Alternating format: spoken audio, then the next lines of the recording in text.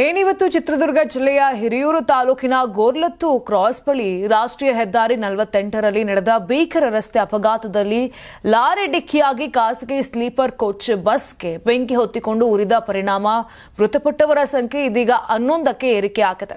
ಇನ್ನು ಬೆಂಗಳೂರಿನಿಂದ ಗೋಕರ್ಣಕ್ಕೆ ಹೊರಟಿದ್ದ ಈ ಬಸ್ನಲ್ಲಿ ಪ್ರಯಾಣಿಸುತ್ತಿದ್ದ ಹಲವರು ಗಾಯಗೊಂಡಿದ್ದಾರೆ. ಅಪಘಾತ ಸಂಭವಿಸಿದಾಗ ಪಕ್ಕದಲ್ಲೇ ಶಾಲೆ ಮಕ್ಕಳ ಪ್ರವಾಸಕ್ಕೆ ಹೊರಟಿದ್ದ ಬಸ್ಸಿನ ಚಾಲಕ ಸಚಿನ್ ಘಟನೆಯನ್ನ ಕಣ್ಣಾರೆ ಕಂಡಿದ್ದಾರೆ.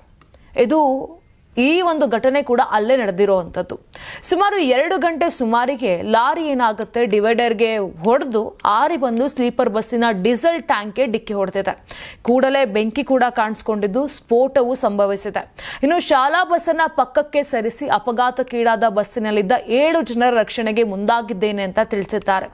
ಮಕ್ಕಳನ್ನು ಹೊತ್ತೊಯ್ತಿದ್ದ ತಮ್ಮ ಬಸ್ಗೆ ಸ್ವಲ್ಪ ಹಾನಿಯಾಗಿದ್ದರೂ ಅದೃಷ್ಟವತ್ತು ಮಕ್ಕಳಾಗ್ಲಿ ಶಿಕ್ಷಕರಾಗ್ಲಿ ಯಾರೂ ಕೂಡ ಗಾಯಗಳಾಗಿಲ್ಲ.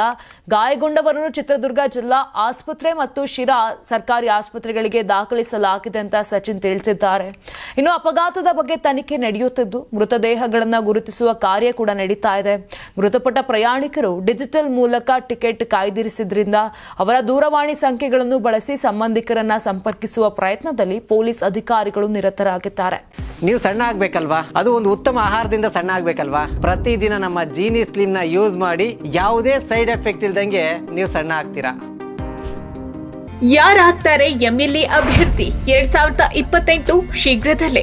ಪ್ರತಿದಿನ ಒಂದೊಂದು ಕ್ಷೇತ್ರದ ಟಿಕೆಟ್ ಆಕಾಂಕ್ಷಿಗಳ ಸಂಪೂರ್ಣ ಮಾಹಿತಿ ಪೊಲಿಟಿಕಲ್ ಜರ್ನಲಿಸ್ಟ್ KM ಶಿವಕುಮಾರ್ ಅವರಿಂದ.